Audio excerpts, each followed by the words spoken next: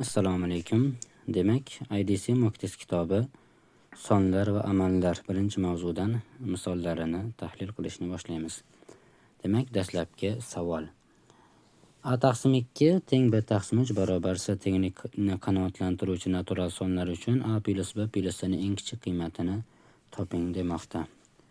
Xo'sh, demak biz bu yerdan A taqsim 2 ni C ga tengligidan A ni topib olsak, bu 2C ga teng bo'lar ekan. B ni topib olsak, 3 bu yoqqa ko'paytirilib ketib, B imiz 3C ga teng bo'lar ekan. Demak, A ham B ham C ga bog'liq bo'lyapti va ular C dan katta ekan. Bittasi 2 marta, bittasi 3 marta katta ekan. Biz A, B, C ning eng kichik qiymatini topishimiz uchun, demak, C ga eng kichik raqamni, eng kichik sonni qo'yadigan bo'lsak, A ham B ham unga bog'liq tarzda kichikroq qiymat qabul qilar ekan. Ular natural son degani uchun C ga eng kichik natural sonni qo'yamiz, ya'ni 1 ni qo'yamiz. C ga 1 qo'ysak, A imiz 2C ga teng, demak u 2 bo'ladi.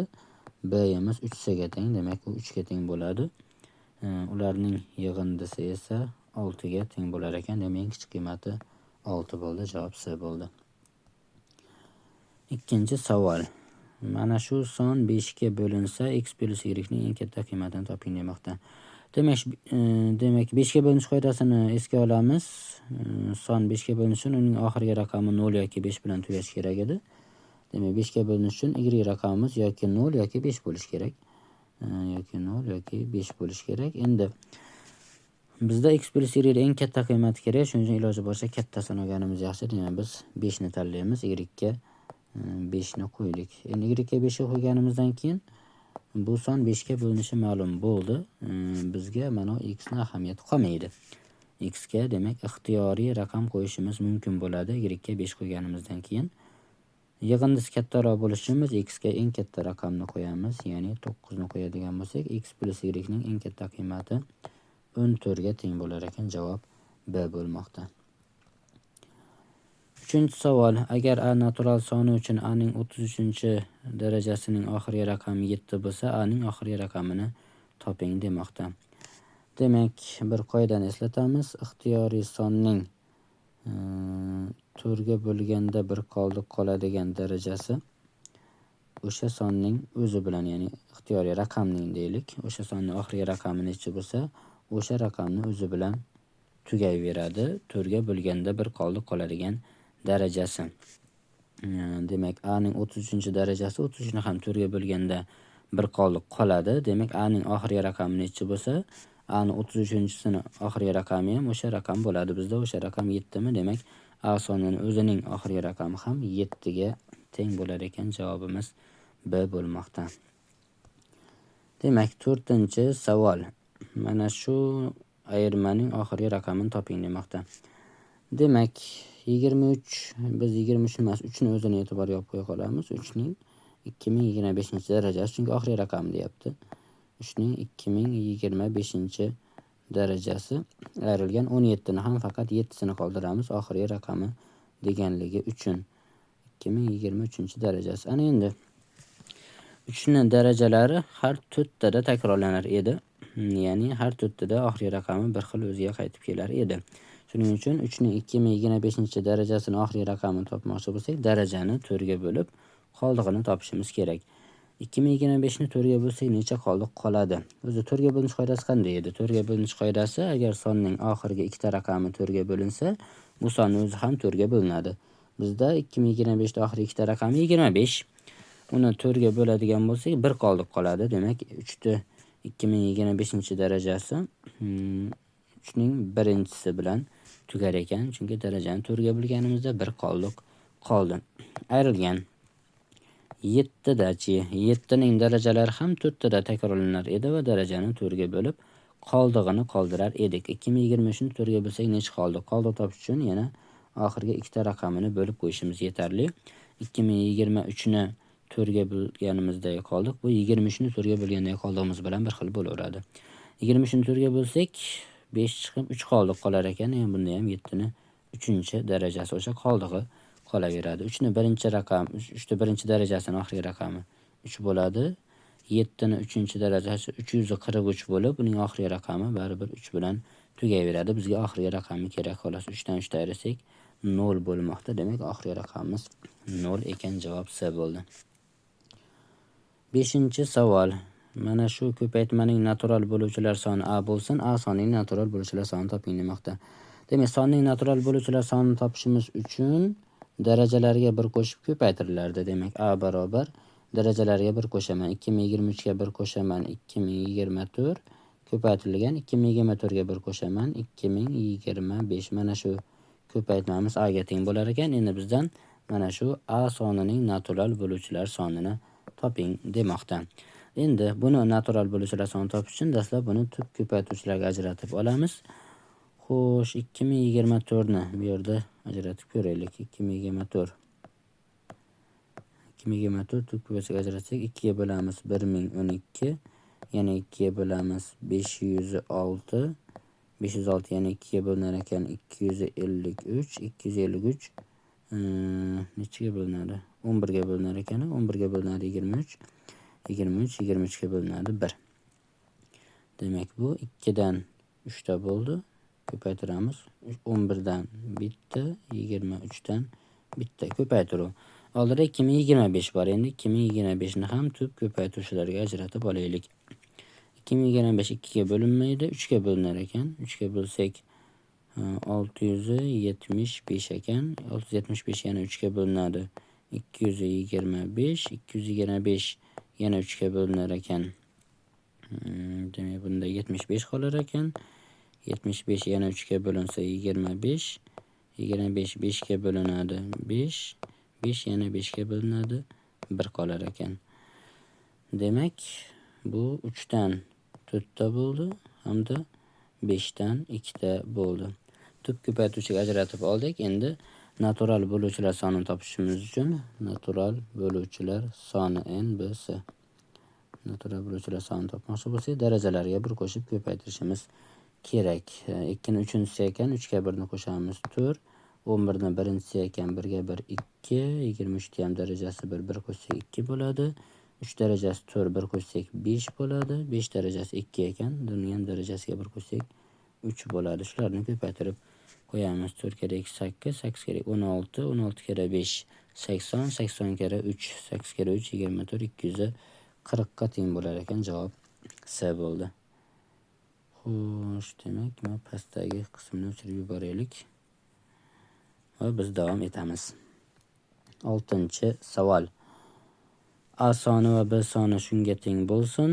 Qaysi javobda eng katta son ko'rsatilgan deb javoblarda A va B ga bog'liq ifodalarning kublari bizga berilmoqda. Shulardan qaysi biri eng katta bo'ladi? Shuni aniqlashimiz kerak ekan. Xo'p, dastlab kubni eslab olaylik. Kubda nima olinardi? Kubda tub ko'paytuvchiga ajratib, ikkalasida ham qatnashgan sonning darajasi kichkinasi olinar edi. Demak, dastlab A javobni tekshirsak, A javobda A sonini 3 ga ko'paytirmoqda, B sonini 4 ga ko'paytirmoqda. A sonini 3 ga ko'paytirsak nima bo'ladi? A sonimiz demak 3A barobar A soni 2 ni kvadrati edi. Ko'paytirilgan 3 ni kubi edi. Biz yana bitta 3 ga ko'paytirib qo'yapmiz. Demak, 3 ni 4-darajasi bo'lib qoladi. Ko'paytirilgan 5 ta o'zgarish yo'q. A ni 3 ga ko'paytirganimizda 3 ni darajasi bittaga ortib qoladi xolos. B ni 4 ga ko'paytirmoqda. 4B. B ni 4 ga ko'paytirganimiz 4 degani 2 ni kvadrati desak, mana bu yerda 2 ni darajasi yana 2 taga ortib qolar ekan. 2 ning 7-si bo'lib qoladi. Ko'paytirilgan 3 bilan 5 ta o'zgarish bo'lmaydi, faqat 2 ni darajasida o'zgarish bo'ladi xolos 4 ga ko'paytirsak. Va buni kubi nima chiqadi? Buni kubi ikkalasida ham qatnashgani kichkinasini olamiz. Demak, 2 dan 2 tani olamiz, 3 dan 1 tani olamiz, 5 dan 1 tani olamiz. Hisoblasak 2 ni kvadrati 4, 3, 5, 12 va 5 60 chiqar ekan. Demak, birinchi A javobimizda kubi 60 ga teng bo'ldi. Xo'p, buni yozib qo'yaylik bu yerga 60 deb va bu qismini o'chirib turaylik. Demak, tushunishimiz uchun A javobini hisoblab oldik. Endi B javobda A ni 2 ga ko'paytirmoqda. A ni 2 ga ko'paytirmoqda, B ni 3 ga ko'paytirmoqda. Demak, hisoblaymiz. 2A imiz nimaga teng? 2A 2a desak, a'ni darajasida, a'ni ko'paytirganimizda 2 ni darajasi bittaga ortib qoladi. 2 ni kvadrati bo'lsa, a'ni 2 ga ko'paytirganimizda o'sha 2 ni kubi bo'lib qoldi. 3 bilan 5 da o'zgarish yo'q a'da. Xo'p, b sonini nima qilgan? B sonini B sonida ular 3 ga ko'paytiribdi. 3 ga ko'paytirsak, unda ham 3 ta darajasi bittaga ortib qoladi. 2 bilan 5 da o'zgarish yo'q. Ya'ni 2 ni 5-darajasi 3 ta 1-darajasi ekan. Yana bitta 3b qilganimiz hisobiga, bu 3b qilganimiz hisobiga 3 ni kvadrati bo'lib qoldi va 5 ni kvadrati. Demak, kubini hisoblasak, kichkinasini olamiz. 2 dan, demak, tepada 3 ta, pastda 5 ta ekan 3 ta oldik. 3 dan tepada 3 ta, pastda 2 ta ekan 2 ta oldik. 5 dan bitta oldik. 2 ni kubi 8, 3 ni kvadrati 9, ko'paytirib 5, 72 kara 5, 360 bo'lar ekan. Buni javobi demak. B javobimizda 360 chiqmoqda. 360. Xo'p, endi buni ham o'chirib turamiz. B ni ham hisoblab oldik. Endi C bilan D ni ham hisoblab ko'raylik. Qaysi biri eng katta chiqar ekan? Hozircha B javob eng katta bo'lmoqda. Demak, C javobda A ni 27 ga ko'paytirmoqda. 27 A, 27 ni 3 ni kubi desak, demak, mana bu A dagi 3 ni darajasi 3 ni kubi ko'paytirilganda yana 3 ta qo'shilib qolar ekan. 2 ni kvadrati, 3 ning, demak, kubi bo'lsa, biz yana 27 ko'paytiryapmiz. 6 ta bo'lib qoldi 3 dan, 5 o'zgargani yo'q. Va keyingisida B ni 25 ga ko'paytirmoqda ekan. 25 B javobimizda. 25 degani 5 ni kvadrati desak, B dagi 5 ni kvadratiga yana kvadrat ko'paytirilib qolsa, 2 da o'zgarish yo'q, 3 da ham o'zgarish yo'q, 5 da darajasi 4 ta bo'lib qoldi.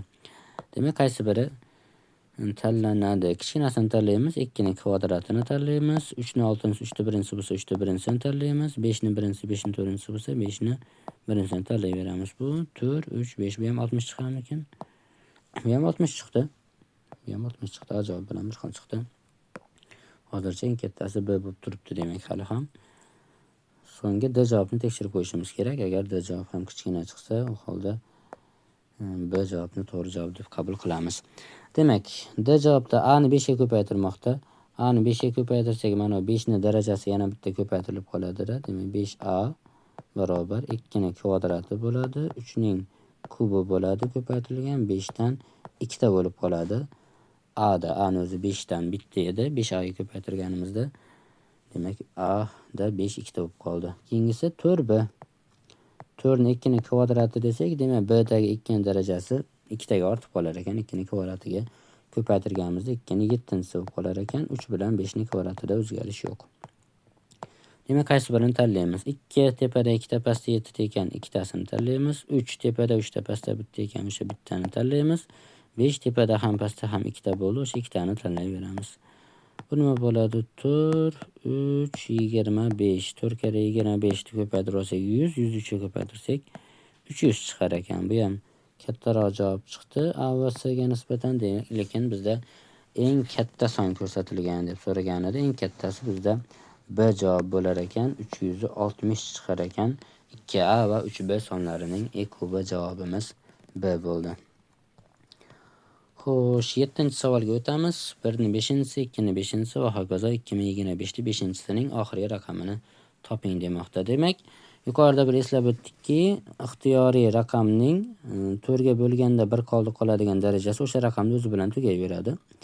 Bizda 5, barcha daraja 5, 5 ni 4 ga bo'lsa 1 qoladi. Demak, ixtiyoriy sonni 5-darajasi o'zi bilan tugayveradi. Demak, 1 ni 5-si 1 bilan tugaydi, 2 ni 5-si 2 bilan, 3 ni 5-si 3 bilan va hokazo. 2024, 2025 shu sonlarni o'zini qo'shib qo'ysak bo'ldi. Sonlarni o'zini qo'shganimizda chiqadigan oxirgi raqamni topib qo'ysak, shu 5-darajalar yig'indisining oxirgi raqami bo'laveradi. Qo'shsak nima bo'ladi? Xo'sh, arifmetik progressiya bo'lardi. Birinchisiga oxirgisini qo'shib 2 ga bo'lamizda, uni 2025 ga ko'paytiramiz. Formulani eslatib o'tamiz. 1 dan boshlab 1, 2, 3 bo'lib qaysidir n songacha yig'indi hisoblanadiki, n ko'paytirilgan n plus 1 taqsim 2 formula orqali hisoblanar edi. Shu formula qo'yyapmiz. Endi o'rnida bizda 2025. Demak, hisoblasak 1 ga 2025, 2026, 2 ga bo'lsak 1013 ko'paytirilgan 2025. Bizga oxirgi raqami kerak edi. Shuning uchun faqat oxirgi raqamini hisoblab qo'yaveramiz. 1013 da oxirgi raqami 3, 2025 da oxirgi raqami 5, 3 kere 5 15. 15 ni ham faqat oxirgi raqamini olamiz. Javobimiz 5 bo'lar ekan. C javob bo'ldi. Demak, 8-savol. X, Y, Z va XZ 3 va 2 xonali sonlar uchun X, Y, Z barobar 7 ta XZ bo'lsa, X plus Y plus Z ni qiymatini toping demoqda. Xo'p, demak, qanday ishlasak bo'ladi? Mana shu sonlarni 3 xonali va 2 xonali sonlarda xona birliklari yig'indisi yozib olsak. Demak, X, Y, Z degan 3 xonali sonimizda X yuzlar xonasida turibdi. Demak, u 100X. Y o'nlar xonasida turibdi, 10Y qo'shilgan Z birlar xonasida turibdi, bitta Z barobar 7 ko'paytirilgan XZ ni ham xona birligi tarzida yozsak, X o'nlar xonasida 10X va Z birlar xonasida. Qavsni ochib yuborsak, 100X qo'shilgan 10Y qo'shilgan Z turibdi. Bu yoqni 7 ga ko'paytirsak, 70X qo'shilgan 7Z. Xo'sh, x'lar qaysi tomonda ko'p? X'lar chapda ko'p ekan, z'lar o'ngda ko'p ekan. Demak, x'lar chapga, z'larni o'ngga olib o'taylik. 70x'imiz chap tomonga o'tsa, bu yoqda 100x bilan ayrilib ketib 30x qolyapti ekan. 10y'imiz o'z joyida qolaversa, boshqa sherigi yo'q ekan. Plus 10y barobar z. Mana bu z'imizni o'ng tomondagi 7z tomonga olib o'tsak, ayrilib ketib 6z qolar ekan. Demak, tenglik ikkala taraf ham 2 ga bo'linar ekan. 2 ga bo'lib yuboraylik. Chap tomonimizda 15x qo'shilgan 5y qolmoqda. O'ng tomonimizda 2 ga bo'lsak 3z qolmoqda. Endi mulohaza qilsak, chap tomonimizda 15x 5 ga karrali son, 5y ham 5 ga karrali son. Demak, tenglikning chap tarafi 5 ga karrali ekan. Tenglik bajarilishi uchun o'ng taraf ham 5 ga karrali bo'lishi kerak. 3 5 ga karrali emas, demak z 5 ga karrali bo'lishi kerak. Z esa raqam edi. Ya'ni x, y, z va xz da 3 xonali va 2 xonali sonlarda birlar xonasida turgan raqam edi. 5 ga karrali yagona raqamimiz esa bu 5 ni o'zi. Demak, biz majburimiz z ga 5 raqamini qo'yishga. Hop, z ga 5 qo'ydik. U holda bizda bo'ladiki 15x qo'shilgan 5y barobar z ga 5 qo'ysak 3 kere 5 15. Hop, ana endi yana bir mulohaza qilamiz. Hozir bu yerda agar x ga 2 dan katta yoki 2 ga teng son qo'yadigan bo'lsak, hatto 2 qo'yganimizda ham 15 kere 2 30 bo'ladi-da, unga 5y ni qo'ysak 15 ga teng bo'la olmaydi. Demak, 15x degan ko'paytmamiz 15 dan oshib keta olmaydi. Demak, x ga yo 0 yo 1 qo'ysak bo'ladi. 2 dan yog'i 30 bo'lib ketadi. 15 dan ortib ketadi. Endi 0 qo'yamiz desak, x birinchi xonada turibdi yuqorida. Birinchi xona 0 bo'lishi mumkin emas. Demak, biz x ga faqatgina 1 degan raqamni qo'ya olamiz ekan. 15 kere 1 15 bo'ladi. Degan bizda qolar ekan. 15 qo'shilgan 5y barobar 15 degan narsa. Buning uchun y'imiz 0 ga teng bo'lishi kerak. Shunda 15 ga 0 barobar 15 bo'ladi. Men uchala raqamni topib oldik. Ularni yig'indisini so'ragan ekan bizdan. X, Y, Z ni yig'indisi x1, y0, z5 bo'lsa, ularning yig'indisi 6 ga teng bo'lar ekan. Javobimiz C bo'ldi. Demak, davom etamiz. Endi pastki qismini o'chirib yuborsak bo'ladi. Yangi misolga xalaqit bermasin. Navbatdagi savol. Demak, bizda 9-misoliga yetib kelibmiz. Agar A va B natural sonlar uchun A ko'paytiruvi 2025 bo'lsa, E kub AB ning eng katta qiymatini toping demoqda. Xo'sh, E kubini eng katta qiymatini topishimiz kerak ekan. Xo'p, ularning E kubini x bilan belgilab olaylik. A va B sonlarining E kubini E kub A va B x ga teng bo'lsin. Ikkita sonning E kubi degani ikkala son ham bo'linadigan eng katta natural son degani. Ya'ni ikkalasini ham eng katta umumiy bo'luvchisi. Bu degani demak A soni ham x ga bo'linishi kerak. Qandaydir kx deylik. B soni ham x ga bo'linishi kerak. Qandaydir nx bo'lsin mana. n bo'lib qoldi. nx. Ya'ni ikkalasi ham x ga bo'linishi kerak va bo'lingandan keyin qolgan sonlarimiz, ya'ni k bilan n sonimiz o'zaro tub bo'lishi kerak. Ya'ni e kubi 1 ga teng bo'lishi kerak bu sonlarimizning. Ya'ni o'zaro tub son qolishi kerak o'sha ikkalasini e kubiga bo'lib yuborganimizda. Xo'p, endi a ni kx bilan b ni nx bilan belgilab oldik.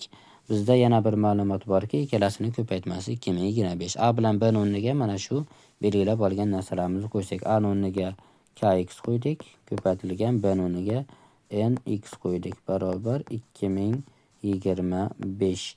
Ko'paytirsak k nx kvadrat barobar 2025. Bu yerda biz x deb ularning e kubini belgilaganmiz. Bizga mana shu x ning eng katta qiymati kerak. Demak, bizda x 2025 ga karali ekan va x ning kvadrati aynan 2025 ga karali bo'lishi kerak. Uning uchun x ga eng ko'pi necha qo'ya olamiz? Ya'ni bizga kerak ekan 2025 ga bo'linadigan biror to'la kvadrat. Qaysi sonning kvadratiga bo'linadi 2025 eng ko'pi bilan? Misol uchun x ga 1 olsak bo'ladi, 1 ning kvadratiga bo'linadi yoki 3 olsak bo'ladi, 3 ning kvadratiga bo'linadi. Lekin bizga eng kattasi kerak. 2025 eng ko'pi bilan qaysi sonning kvadratiga bo'linadi? Buning uchun uni tub ko'paytiruvchilarga ajratishimiz kerak. Lekin ajratganimizdan keyin o'zi ma'lum bo'ladiki, yuqorida ajratdik menimcha 2025 ni tub ko'paytiruvchiga ajratib ko'rgan edik. Nima bo'lgan edi? Yoshirib yubordik bu joyini.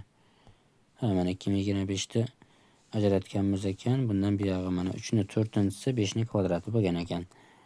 Demak, 2025 sonimiz 3 ni 4-si 2 ning kvadrati. Bu degani 3 ning kvadrati ko'paytirilgan 2 ning kvadrati bo'lib qolyaptimi? Yo'q, bunaqa bo'lmas edi menimcha. 5 ning kvadrati. Mana shu 5 bo'lar edi. 3 ning 4-si ko'paytirilgan 5 ning kvadrati bo'lardi. Natijada 3 ning kvadrati ko'paytirilgan 5. Shu tub ko'paytiruvchiga ajratsak mana bu narsa chiqadi 2025 ni. 3 ning kvadrati ko'paytirilgan 5 ning kvadrati, ya'ni 45 ning kvadratiga teng bo'lib qoladi 2025 deganimiz. Va 2025 ga bo'linadigan eng katta to'la kvadratimiz bu 45 ning o'zi.